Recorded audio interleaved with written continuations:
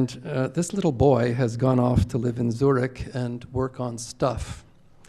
And he continually reminds me that we don't have, the monopoly on wisdom, the monopoly on knowledge, the monopoly on anything. We're simply one avenue.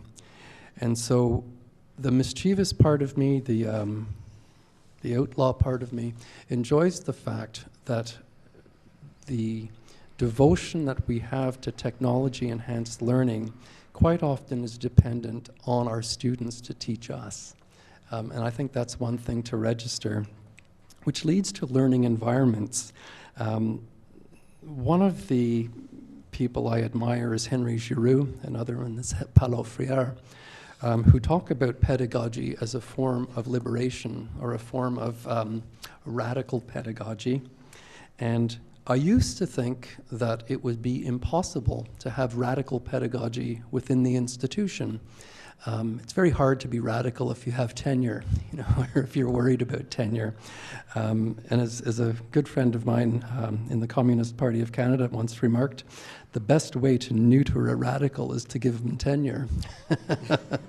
And I've never forgotten that remark.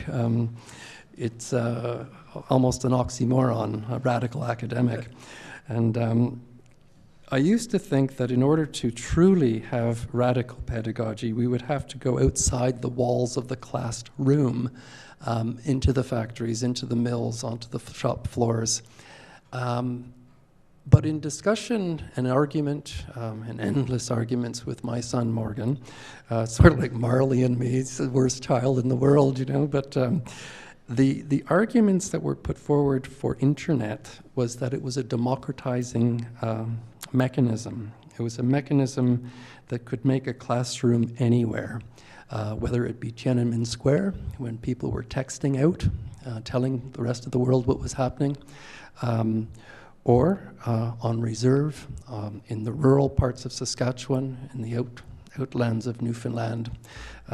When I see what Australia does with medical education, with the flying doctors and technology, I realize that learning environments can be anywhere. And what gives the university such a wonderful opportunity is to facilitate these alternative spaces where learning can happen.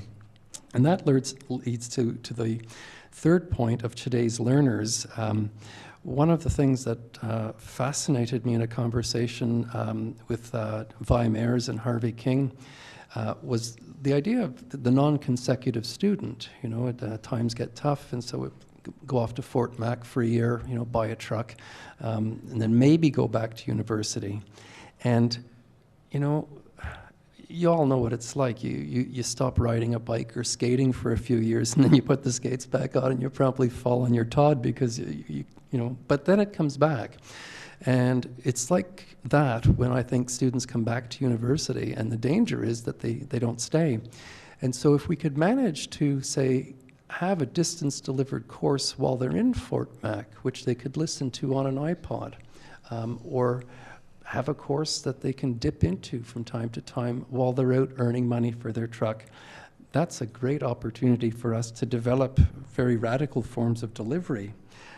And so it's this non-consecutive, interdisciplinary, diverse student who perhaps needs a different form of access to the academy. It's that student, I think, who can teach us how to create different spaces and how to talk a different language than many of us know. It's been very hard for me to unlearn Gestetner and learn how to use this little tiny keyboard here. This thing still doesn't recognize my handwriting, but eventually I'm told it will, which is going to be a challenge for this little thing here. But my point is that when we think about 21st century literacy, learning environments, and today's learners, it's a wonderful opportunity for the Academy to turn itself on its head and become a place of two-pronged learning. Thank you, Gary, and thank you all. All right, over to you now. There's lots, I think, of grist for the mill there. So, well, I see one hand up. Jim's the official first question asker. And then from there, we'll go over to Jody, and we'll go on. Thanks. Jim Greer from the University of Saskatchewan. This is probably a question more for the university folks than for Barb, but incentives to encourage faculty to get involved in non-traditional forms of educational delivery or even innovative approaches to pedagogy is something that I think we've struggled with for a long time in universities. And it's one that continues to perplex me. We do provide some very small rewards, I think, for innovation in teaching, for doing a good job of teaching. But teaching seems not to be all that well rewarded in universities to begin with, let alone putting yourself out on a limb to tackle some kind of an innovation involving technology. The main reward seems to be more work and maybe